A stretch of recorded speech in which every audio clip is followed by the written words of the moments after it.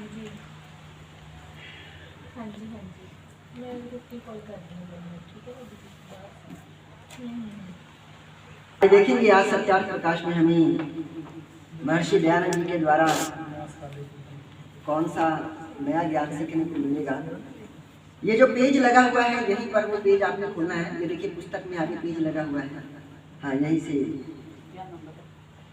Page हाँ जी, page 229 229 वो page लगा हुआ है, वही पेज खोलना। तो देखिए आज देखते हैं हमें क्या सीखने को मिलेगा। ये सत्यार्थ प्रकाश है और सत्यार्थ प्रकाश में हम लोग शुरू से कुछ बातें पढ़ते आ रहे हैं।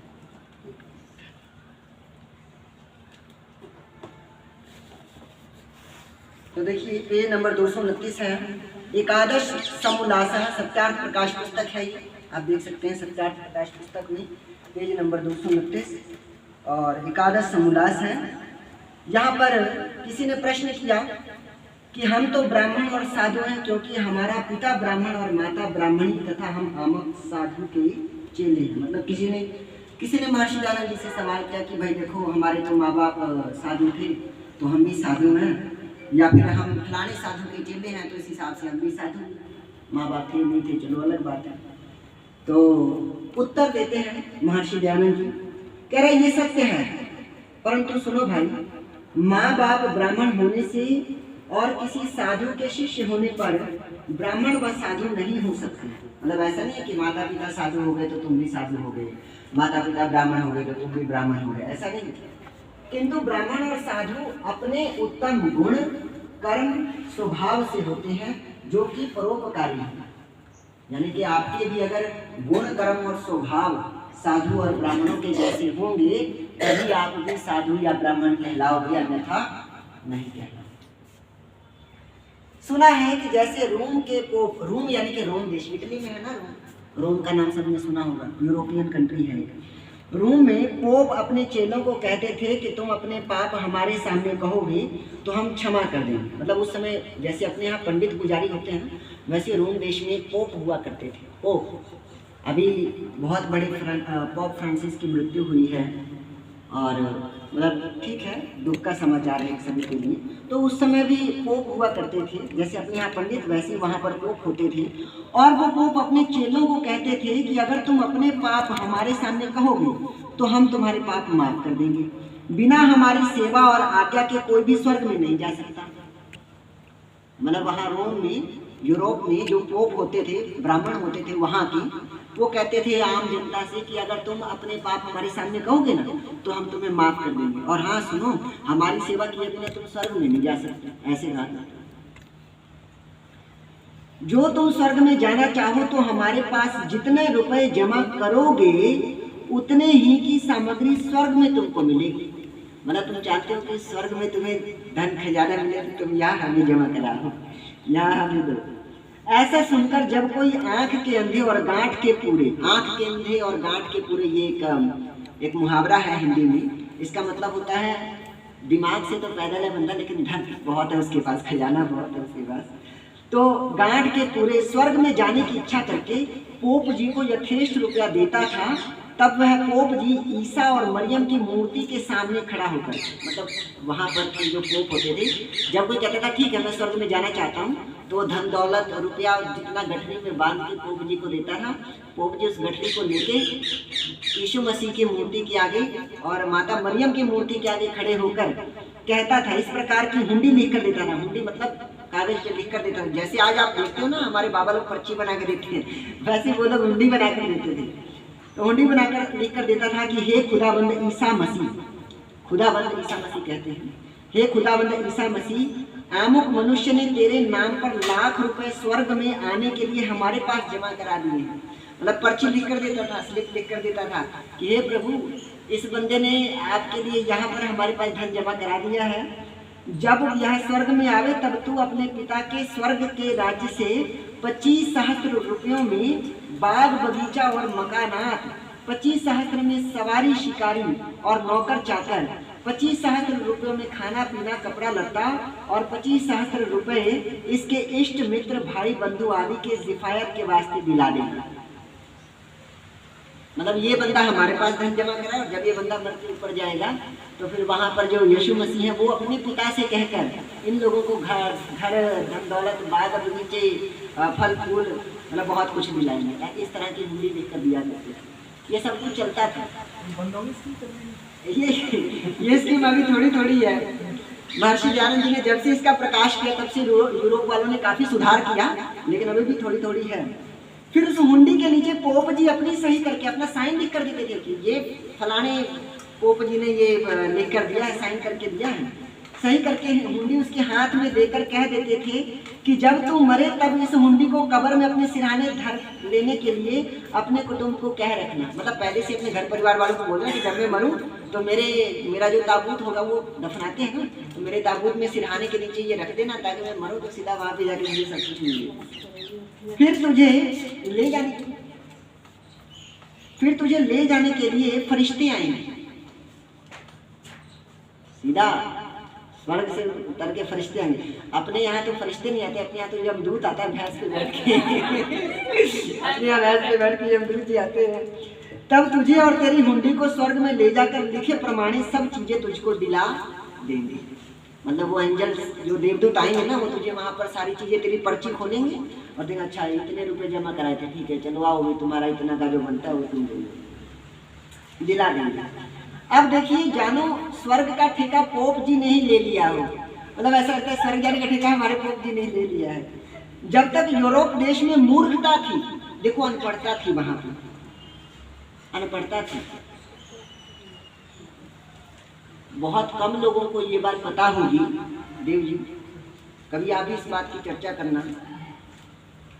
अंग्रेज जब हमारे देश में आए थे ना, गरीब थे। एक शताब्दी यानी कि 100 वर्षों तक वहां पर लगभग अकाल का समय था और लाखों लोग अकाल यानी कि भूखमरी से मर चुके थे। ये हालात थे। लेकिन वो हमारे हिंदुस्तान आए थे।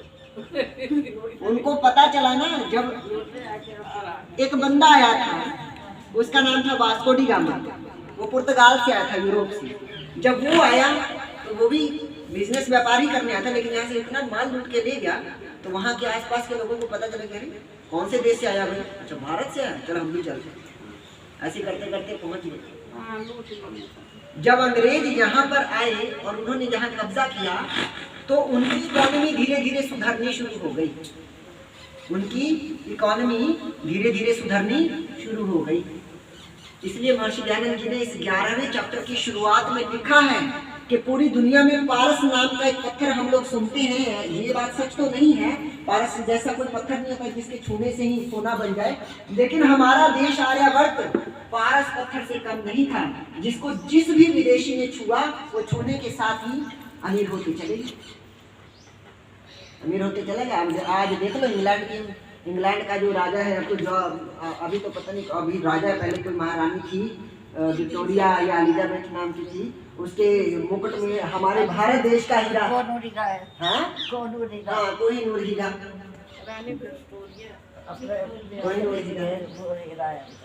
ये देख ऐसे ऐसे हालात हैं। इतना बहुत बहुत धन लुटाया हमने। तो देखिए स्वर्ग जाने का ठेका तो पोप जी ने ही ले लिया हो। जब तक यूरोप देश में मूर्खता थी, अब देखो वहां पर अकाल पड़ा हुआ था, खाने के लाले की तो लोग पढ़े कहाँ से, पढ़ाई कहाँ से करें, तो अनपढ़ता थी और पढ़ाने के लिए कोई स्कूल नाम की भी कोई ऐसी चीज नहीं थी। अपने यहाँ तो फिर भी गुरुकुल चलते थे और अपने यहाँ गुरुकुल लाखों वर्षों से चलते थे। रामचंद्र जी के जमाने से पढ़ने पढ़ाने की परंपरा थी। नालंदा विश्वविद्यालय, तक्षशिला विश्वविद्यालय, विक्रमशिला विश्वविद्यालय जैसी यूनिवर्सिटीज थी जहाँ बाहर के विदेशी आकर यहाँ पर पढ़ते थे। और पूरी दुनिया में एक बात याद रखना, कुछ लोग ना मजाक उड़ाते हैं, हाँ तुम लोग तो भारतवासी, तुम लोग तो कहोगे कि भारत विश्व का गुरु था। भाई एक बात बता, भारत देश को छोड़कर तो कोई और देश बता दे जिसमें किसी यूनिवर्सिटी के होने की बात हो आज से हजारों वर्ष पहले, बता तो है किसी देश में? किसी देश ने सुना है? इतिहास है किसी देश का? किसी देश का नहीं, सिर्फ अपने ही देश का। तो हम क्यों ना गर्व से कहें, हम क्यों ना सीना चौड़ा करके कहें हमारा देश ही विश्व का गुरु था। चीनी यात्री आज जो चाइना भारत को आंखें दिखाता है, इसको कुंफू कराटे सिखाने वाला भारतीय था, बोधि धर्मन जिनका नाम है।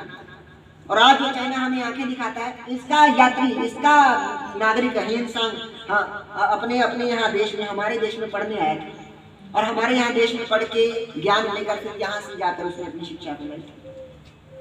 इतना सब कुछ हो जाने के बाद भी लोग वही है ना, सच सुनकर भी मानना नहीं चाहते, चाहे पुट के प्रमाण ही क्यों ना दे दो, वो मानना नहीं चाहते, अपनी ही राग अलापना चाहते हैं। उनको किसी ने कह दिया कि भाई वहाँ पर जन्नत है तो है, उसके लिए चाहे जो करना पड़े करें। अभी पहलगाम वाला सब कुछ देखा ही हमने, क्या हुआ कैसे हुआ। किसी ने उनके दिमाग में डाला होगा कि ऐसे करोगे तो तुम्हें स्वर्ग मिलेगा, जन्नत मिलेगी। चलो भगवान ऐसा को शांति दे। कह रहे जब तक यूरोप देश में मूर्खता थी तभी तक वहां पोप जी की लीला चलती थी, परंतु जब अब विद्या के होने से पोप जी की झूठी लीला बहुत नहीं चलती, किंतु निर्मूल भी नहीं हुई। कह रहा पहले तो वहां पर यूरोप में शिक्षा नहीं थी ना, अनपढ़ता थी। फिर बाद में जब अखबार बने, प्रिंटिंग प्रेस बने, स्कूल खुले, पढ़ना शुरू किया, ज्ञान और विज्ञान का प्रकाश हुआ, तो लोगों को पता चला कि नहीं भाई ये सारी बकवास बातें हैं। धरती के चारों तरफ सूरज नहीं घूमता, बल्कि सूरज के चारों तरफ धरती घूमती है। ये सारी बातें जब लोगों को पता चली तो साइंटिफिक तरीके से उन्होंने इस बात को रखना शुरू किया। तो इस पर वहाँ के जो पोप थे उन्होंने बड़ा कड़ा विरोध किया। गैलीलियो का नाम हम लोग सुनते हैं, गैलीलियो का नाम, साइंटिस्ट था गैलीलियो। उसने बताया था कि धरती जो है वो सूरज के चारों तरफ घूमती है। तो वहाँ के पोप ने वहाँ के राजा को कहकर उसको जेल में बंद करवा दिया, और जब तक वो मर नहीं गया तब तक उसको जेल में रखा, उसकी सच्चाई के कारण, उसके सच बोलने के कारण। अभी भी नागा साधु है, ये देखिए आप यहाँ पे पहाड़ों में रहते हैं नागा साधु, उन्हें कैसे पता लगता है? देखो टेक्नोलॉजी है कहीं ना कहीं। अभी वो भी अभी देख के फिर आते हैं। उनको कौन निमंत्रण देने जाता है, कौन इनविटेशन देने जाता पहाड़ों है? पे रहते हैं वो, जब वो पर्व होता है तब आते हैं यहाँ पे। कैसे कैसे पता? और भी नागा साधु नहीं, तपस्वी लोग भी हैं, योगी जन भी हैं, जो हिमालय की कंदराओं में तगड़े तप करते हैं। वो इलाहाबाद में आए नहीं थे, दका बर्फ हाथ ऐसे ऊपर किए थे वो लोग, इतना बड़ा बड़ा वो बाल रखा के। हाँ। ये मतलब लगातार अभ्यास से वो अपने आप को इस लायक बनाते हैं। और मैं कहता हूँ आप दूर कहाँ जाना, आप मुझे ही देख कितना तगड़ा तपस्वी। जाने को तो ही अच्छा है। ये भगवान, कोई मेरी बढ़ाई मुझे करने ही नहीं देते, बताओ। जो अपने आप बड़ाई कर लो किसी तो कोई अब आइडिया। बात में आगे बढ़ चलो। अच्छा ठीक है। तो परंतु अब विद्या के होने से पोप जी की झूठी लीला बहुत नहीं चलती। मतलब जब ज्ञान फैला ना यूरोप में, तब पोप जी की लीला बहुत नहीं चलती, लेकिन निर्मूल भी नहीं हुई, पूरी तरह से खत्म भी नहीं हुई। वैसे ही आर्यावर्त देश में भी जानो पोप जी ने लाखों अवतार लेकर, मतलब जैसे यूरोप में था ना वही हाल हमारे भारत देश में भी था अंग्रेजों के जमाने में। कर पोप जी ने लाखों अवतार लेकर लीला फैलाई हो, अर्थात प्रजा और राजा और प्रजा को विद्या ना पढ़ने देना। मतलब पंडित लोग पढ़ने नहीं देते थे, कहते पढ़ने की क्या जरूरत है, बस हमारी सेवा करो, हमारी सेवा करने से तुम्हें सीधा स्वर्ग प्राप्त हो जाएगा। कह रहा राजा और प्रजा को पढ़ने नहीं देते थे, और अच्छे पुरुषों का संग ना होने देना, रात दिन बहकाने के सिवाय दूसरा कुछ भी काम नहीं करना है। परंतु यह बात ध्यान में रखना कि जो जो छल कपट आदि कुत्सित व्यवहार करते हैं वे ही पोप कहलाते हैं। जो कोई उनमें भी धार्मिक विद्वान परोपकारी है वे सच्चे ब्राह्मण और साधु। मतलब महर्षि दयानंद जी कह रहे हैं कि आजकल के इस ढोंग और पाखंड के जमाने में जहाँ इतना लोग ढोंग और पाखंड करते हैं, उसमें से भी अगर कोई सच्चा और अच्छा ब्राह्मण है, परोपकारी ब्राह्मण है, तो वो पोप नहीं है, वो सच्चे ब्राह्मण ही है, वो परोपकारी ही है। तो सभी बाबाओं को उन्होंने पोप नहीं कहा, जो दिखावा मात्र करते थे सिर्फ उनको पोप कहा। अब कहा अब उन्हीं छली कपटी स्वार्थी लोगों यानी कि मनुष्यों को ठगकर अपना प्रयोजन सिद्ध करने वालों का ही ग्रहण पोप शब्द से करना और ब्राह्मण तथा साधु नाम से उत्तम पुरुषों का स्वीकार करना योग्य है। देखो, जो कोई भी उत्तम ब्राह्मण व साधु ना होता तो वेद आदि सत्य शास्त्रों के पुस्तक स्वर सहित का पठन पाठन जैन मुसलमान ईसाई आदि के जाल से बचाकर आर्यों को वेद आदि सत्य शास्त्रों में प्रीति युक्त वर्णाश्रमों में रखना ऐसा कौन कर सकता है। अंग्रेजों के जमाने में बहुत से पंडित पुजारी थे, बहुत से ज्ञानी विद्वान बाबा लोग थे, लेकिन उन्हीं में एक नाम विरजानंद जी का भी तो आता है। जैनों से, इस्लाम धर्म से, ईसाइयत से और भी जितने मत पंथ चले, चारवाक से, वाम मार्गियों से, शैव और वैष्णवों से, इन अलग अलग पंथों और मजहबों से बचाकर लोगों को वेद मार्ग पर ही चलाए रखना, ये काम तो कोई सच्चा ब्राह्मण ही कर सकता है, सच्चा सन्यासी ही कर सकता है। और इसलिए वो एक नाम आता है गुरुवर विरजानंद। महर्षि दयानंद जी के गुरु विरजानंद। जब बाकी सारे बाबा छल कपट कर रहे होंगे, जब बाकी सारे बाबा लोगों को कोई और ही पोल पट्टी पढ़ा रहे होंगे, तब दंडी विरजानंद जो कि अंधे थे, वो अपने घर में आश्रम बना के लोगों को इसी तरह वेदों का पठन पाठन करवाते थे। हम तो 3 वेद मंत्र पढ़ते हैं, वो उस समय में आंटी जब संस्कृत भाषा को जड़ से खत्म कर देने की मैकाले ने नीति बनाई हुई थी, उस समय संस्कृत भाषा को जिंदा रखने के लिए गुरुवर विरजानंद जी संस्कृत का व्याकरण पढ़ाते थे। और सोचो क्या ही फीस मिलती होगी, कोई देन देगा उस बाबा को?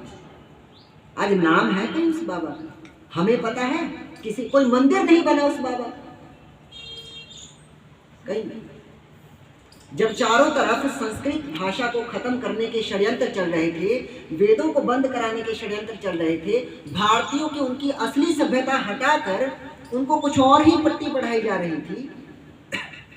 आप 9वीं 10वीं क्लास का एसएसटी की बुक निकाल कर देखो, उसमें लिखा हुआ है कि आर्य एक लड़ाकू जाति थी।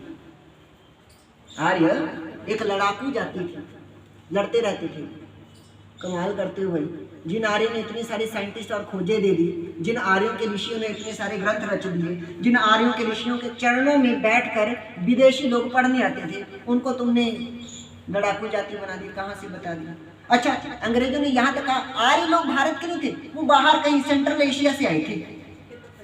मतलब हमारे ही देश के इतिहास को ऐसा मोड़ा कि हमें अपने पूर्वजों का ज्ञान ही ना हो। इसका मतलब तो ये हुआ कि राम जी भी फिर सेंट्रल एशिया यानी कि कजाकिस्तान, अफगानिस्तान, ईरान, इन सब देशों से आए होंगे। फिर तो राम जी भी वही होंगे, फिर तो कृष्ण जी भी वही होंगे, फिर शिव शंकर भी वही होंगे, है ना? क्योंकि सेंट्रल एशिया तो उधर ही पड़ता है, हमारे देश के तो थे नहीं। इसका मतलब ये पोल पट्टी बढ़ाई अंग्रेजों ने। और क्या कहा? अरे यज्ञ करने से तो कार्बन डाइऑक्साइड बढ़ता है, ग्लोबल वार्मिंग बढ़ती है। ये गलत बातें फैलाई अंग्रेजों ने। तो कह रहा है कि जब इतनी सारी गलत बातें फैल रही थी, तब यज्ञ की वैज्ञानिकता, संस्कृत भाषा और वेदों का प्रचार कर रहे थे गुरुवर विरजानंद। और इन्हीं के चरणों में जब महर्षि दयानंद सरस्वती जी आए, तो उनको वास्तव में सच्चे शिव की प्राप्ति हुई, सच्चे शिव का ज्ञान हुआ, शिव की प्राप्ति। और फिर उस प्राप्ति के बाद उन्होंने संसार भर के लोगों को, सबसे पहले अपने भारतवर्ष के लोगों को सुधारना शुरू किया। जहां उन्होंने गलत फहमी देखी, जहां उन्होंने भ्रम या भ्रांति देखी, तुरंत उसका खंडन किया। किसी को अच्छा लगे बुरा लगे परवाह नहीं करते थे। और सबसे बड़ी बात, डरते नहीं थे किसी से। लालच तो कभी था नहीं, परवाह ही नहीं करते थे। जिसको बुरा मानना है मारते थे। अगर किसी अंग्रेज अधिकारी ने भी गलत किया, उसके मुंह पर बोल देते थे कि तेरा ये गलत है। एक बार वो गंगा नदी के किनारे ऐसे तपस्या करके बैठते थे, तो एक अंग्रेज अधिकारी गुजरा। महर्षि दयानंद जी गंगा नदी लंगोट बांध कर रखते थे, गंगा नदी के किनारे समाधि लगाकर ईश्वर की, उससे एक निराकार ईश्वर की ओम जिसका उच्चारण होता है ना, उस ओम का उच्चारण किया करते थे। ऐसे में एक अंग्रेज गुजरा, अंग्रेज अधिकारी। उनको देखा कि हष्ट पुष्ट शरीर, पूरा बलवान शरीर था, तपस्या योगी ने और ब्रह्मचर्य का पालन किया हुआ था, शरीर तपा हुआ था। तो वो बोला, अंग्रेज अधिकारी बोला कि लगता है लोगों ने तुमको बड़ा ही मेवा मिष्ठान खिलाया है, खूब हलवा पूड़ी खिलाया, इसलिए बड़े ताकतवर चौड़े हुए फिरते हो। तो महर्षि दयानंद ने कहा कि हमें भला कौन हलवा पूड़ी खिलाता है, लगता है आपको खिलाया होगा, तभी तो आप इतना बन ठन कर घूम रहे हो। तो वो कहता, अंग्रेज अधिकारी कहता कि आप तो बड़े ही तगड़े तपस्वी लगते हैं, बड़ा तेज है आपके चेहरे पर। आप ऐसा करिए, आप ईश्वर से प्रार्थना किया करिए कि हम अंग्रेजों का राज्य सदा बुलंद रहे, हमारा सूरज कभी ना डूबे, पश्चिम में डूबे तो पूरब में उदय हो जाए, और पूरब में डूबे तो पश्चिम में उदय हो जाए। क्योंकि अंग्रेजों का दोनों तरफ चलता था, पूरब की साइड में भी उनका बोलबाला था और पश्चिम में तो उनका था ही था। तो हम हमारा सूरज कभी ना डूबे, वो बोला। महर्षि दयानंद ने तपाक से उत्तर दिया उसी समय, तुरंत एट अ टाइम, बिना कोई समय लगाए, कि मैं तो यही प्रार्थना करता हूँ कि अंग्रेजों का साम्राज्य जल्द से जल्द खत्म हो और अंग्रेज हमारा देश छोड़कर भाग जाए। उसके मुंह पर, सीधा उसके मुंह पर, उसको बुरा लगे तो लगता रहे। ऐसे थे महर्षि दयानंद सरस्वती। यूं ही थोड़ी ना हजारों क्रांतिकारी दिए हैं मरने में। पंडित राम प्रसाद बिस्मिल, चंद्रशेखर आजाद, भगत सिंह के दादा सरदार अर्जुन सिंह, श्याम जी कृष्ण वर्मा। तो श्याम जी कृष्ण वर्मा, ऐसे ऐसे, झांसी की रानी लक्ष्मीबाई, ऐसे ऐसे क्रांतिकारी महर्षि दयानंद के चरणों की धूल अपने माथों पर लगाते थे। लाला लाजपत राय और महात्मा हंसराज जैसे विद्वान। तो ये कार्यक्रम ऐसे होते थे, तब जाकर इस देश को आज़ादी मिली और इस तरह ये इस देश का कार्यक्रम आगे बढ़ा। चलो आगे का देखते हैं। कह रहा है इन सभी के जाल से बचाकर आर्यों को वेदादि सत्य शास्त्रों में प्रीति युक्त वर्णाश्रमों में रखना ऐसा कौन कर सकता है सिवाय ब्राह्मण साधुओं के। विषादप्यमृतम ग्राह्यम मनुस्मृति में लिखा है, कह रहा विष से भी अमृत के ग्रहण करने के समान कोप लीला से बहकाने में से भी आर्यों का जैन आदि मतों से बचा रहना जानो विष में अमृत के समान गुण समझना चाहिए। मतलब जब हमारे देश की संस्कृति को खत्म करने के चारों तरफ से प्रयास हो रहे थे, ऐसे में भी हम वेदों से जुड़े रहे और संस्कृत भाषा को हमने बचा कर रखा, तो समझो कि विष के प्याले से भी हमने अमृत को निकाल के रखा है। ऐसी बात महर्षि दयानंद जी ने लिखी है। अगला देखते हैं, जब यजमान विद्याहीन हुए। देखो बहुत बड़ी बात कह रहा है। आज हम लोग भी ढूंढते हैं कि हमें कोई यजमान मिले, और मुझे आज बड़ी खुशी हो रही है, अगले महीने के लिए यजमान हमें अभी से प्राप्त हो गए हैं और अमीना जी हैं। अगले महीने भी इन्हीं को अपने यजमान बनाना है। हमारा ये सौभाग्य है। देखो चलो इसी प्रकार धर्म में सभी की लगन लगी रहे। कह रहे जब यजमान विद्याहीन हुए, विद्या से हीन। अब जिसको हमने यजमान बनाना, उस समय क्या होता था कि बड़े मालदार पार्टी के लोग थे, राजा रजवाड़े यजमान बनते थे। उनके पास धन था खूब और ज्ञान था नहीं।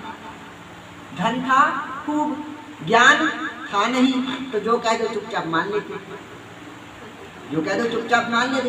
उसको कहूँ कि देखो अगर तुमने इतना दान नहीं दिया तो तुम स्वर्ग में नहीं जाओगे, या तुम्हारे पेरेंट्स की आत्मा को शांति नहीं मिली। अच्छा कितना, 1 किलो सोने चढ़ाने? ना 2 किलो, 2 किलो दो, शांति मिली। तो ये होता था। तो कह रहा है जब यजमान विद्याहीन हुए और आप कुछ पाठ पूजा पढ़कर अभिमान में आके, मतलब ब्राह्मणों ने कुछ तो पाठ पूजा पढ़नी सीख ली, करना सीख लिया, लेकिन यजमानों को पढ़ने नहीं दिया, तो अभिमान में आके सब लोगों ने परस्पर सम्मति करके राजा आदि से कहा कि ब्राह्मण और साधु अदंड्य हैं।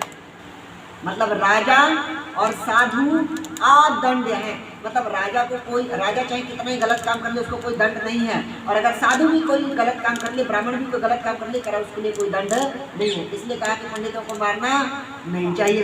कुछ लोग तो इतना मोटा छोटा घी, देसी घी और तेल तूल लगा के पीछे बढ़ जाते हैं। बताओ नहीं, मतलब मैं किसी को वो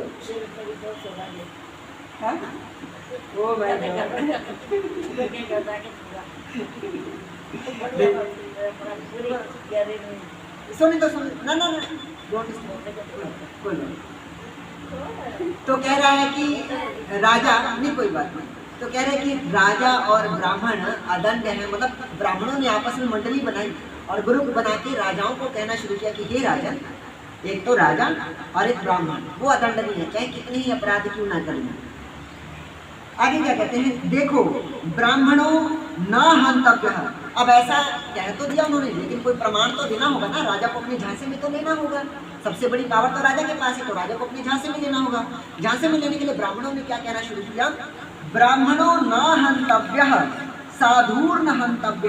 कह रहा ब्राह्मण और साधु को हंतव्य, हंत मतलब किसी को मारना या दंडित करना, तो ना हंतव्य ना मारना। राजा और साधुओं को नहीं मारना चाहिए, ब्राह्मणों को तो बिल्कुल भी नहीं मारना चाहिए। अब देखो कोई मेरे जैसा सीधा साधा शरीर भोला भाला, नहीं मैं आगे की बात बता रहा था। मैं तो देखो आप हर बात को दिल पे ही ले लेते हैं। तो कह रहा है ऐसे तो देता अपनी बात तो जवाब तो देना पड़ेगा ना। Oh my God. कह रहा है ऐसे ऐसे वचन जो कि सच्चे ब्राह्मण और सच्चे साधुओं के विषय में थे। देखो ब्राह्मणों को नहीं मारना चाहिए, साधुओं को नहीं मारना चाहिए, ये बात जो सच्चे ब्राह्मण थे, जो सच्चे साधु थे, मेरे जैसे ईमानदार, उनके लिए ये बात कही जानी चाहिए थी। लेकिन जो पाखंडी ब्राह्मण थे, जो लूटते थे, मोटा माल ऐंठते थे लोगों से, उन्होंने अपने ऊपर कहना शुरू कर दिया कि हम भी ब्राह्मण हैं तो हमें भी मत मारो, चाहे हम कितने गलत काम क्यों न करें। तो इस प्रकार की बातें उन्होंने कहनी शुरू की। तुम्हारा सच्चा मुंह आगे है, बेईमान वाला मुंह पाछे। तो साधुओं के विषय में थे, सो पोपों ने अपने ऊपर घटा दी। तो ये सारी बातें उन पोपों ने अपने लिए कह दी कि हाँ हम भी ब्राह्मण हैं तो हमें भी दंड मत दो। और भी झूठे झूठे वचन युक्त ग्रंथ रच कर उन में ऋषि मुनियों के नाम धर के, ध्यान से सुनना भाई, बहुत से लोग सवाल करते हैं कि इस ग्रंथ में ऐसा लिखा हुआ है, इस किताब में ऐसा लिखा हुआ है। जरा सुनना यहाँ पर क्या कह रहे हैं महर्षि दयानंद जी। कह रहा है कि और भी झूठे झूठे वचन युक्त ग्रंथ रचकर, किताब रचकर, उन ब्राह्मणों ने अपने लिए बात तो फैला दी, लेकिन अपनी इन बातों को बाकी लोगों को कहाँ कहाँ जाकर समझाएंगे। तो किताब लिखनी शुरू की और उस किताब में ऐसी ऐसी बातें लिखी जिसमें ब्राह्मणों को बताया कि ब्राह्मणों को नहीं मारना चाहिए, कितना ही गलत काम क्यों ना करें। और उन किताबों का नाम भारत के उन प्राचीन ऋषियों के नाम पर रखा जो ऋषि बहुत पहुंचे हुए तपस्वी, विज्ञानी और पढ़े लिखे थे। मतलब इन अनपढ़ ब्राह्मणों ने अपने उल्टे सीधे कामों को ग्रंथ बनाकर लिख दिया और उन ग्रंथों का नाम भारत के प्राचीन ऋषियों के नाम पर रख दिया। कोई भी पढ़ेगा तो क्या समझेगा, अच्छा वाल्मीकि ऋषि ने ये बात लिखी है तो सही ही लिखी होगी, अच्छा वाल्मीकि जी ने लिखी है तो सही ही लिखी होगी, अच्छा गौतम ऋषि ने लिखा है तो सही लिखा होगा, अच्छा उस समय के ऋषि ने लिखा है तो सही। मतलब हम लोग क्या सोचेंगे कि भारत के ऋषि ने लिखा है, बल्कि जबकि असल में तो मिलावट इन ब्राह्मणों ने।